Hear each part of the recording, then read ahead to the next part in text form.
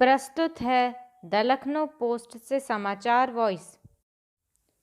America के शीर्ष संक्रामक रोग विशेषज्ञ डॉक्टर एंथनी फासी का कहना है कि विश्व को अभी कोरोना महामारी से मुक्ति नहीं मिलने वाली है और ना ही ओमिक्रॉन कोई आखिरी वेरिएंट है।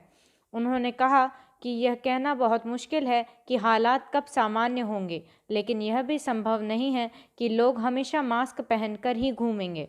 डॉक्टर फासी विश्व आर्थिक मंच WEF के ऑनलाइन डावोस एजेंडा शिखर सम्मेलन के पहले दिन कोरोना महामारी पर आयोजित सत्र को संबोधित कर रहे थे।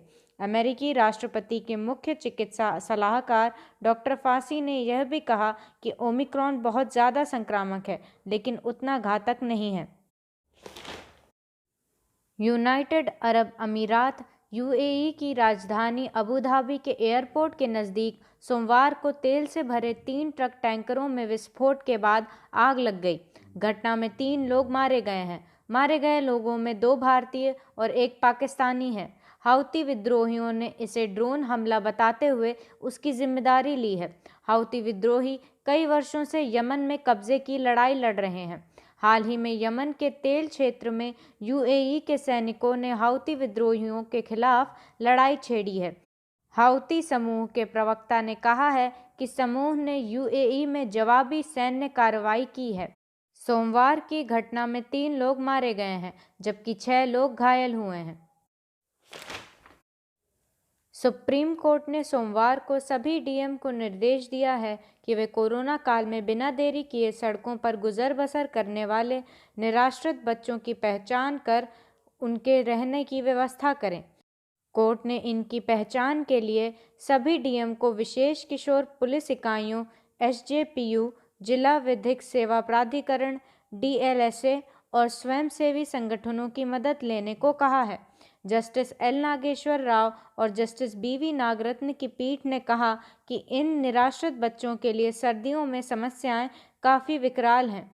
राज्यों और केंद्र शासित प्रदेशों द्वारा इन बच्चों को आश्रय गृहों में स्थानांतरित करने के लिए तत्काल कदम उठाए जाने चाहिए।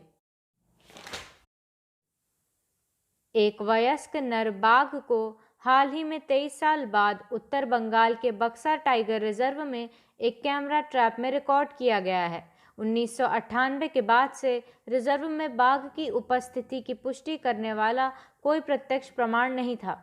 विशेषज्ञों का कहना है कि घास के मैदान के प्रबंधन सहित बक्सा टाइगर रिजर्व में पारिस्थितिकी तंत्र की बहाली गतिविधियों ने बाघ को संरक्षित क्षेत्र में वापस लाने में मदद की। बाघ की उपस्थिति की पुष्टि ने वनग्राम पुनर्वास चिंताओं पर भी प्रकाश डाला है। देश में अब तक कोरोना वायरस के ओमिक्रॉन वेरिएंट के 8,891 मामले सामने आ चुके हैं, जिनमें कल के मुकाबले 8.31% की वृद्धि हो चुकी है। पिछले 24 घंटों के दौरान देश में 2,38,018 नए मामले सामने आए हैं और 310 लोगों की जान गई है, जबकि 1,57,421 लोग इस बीमारी से ठीक हुए हैं। इनमें से सबसे अधिक मामले 31,111 महाराष्ट्र में पाए गए हैं। वहीं कर्नाटक में 27,156 और तमिलनाडु में 22,946 मामले सामने आए।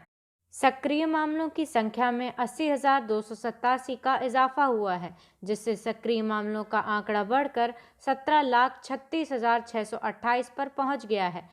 दैनिक सकारात्मकता दर 14.43% हो गई है।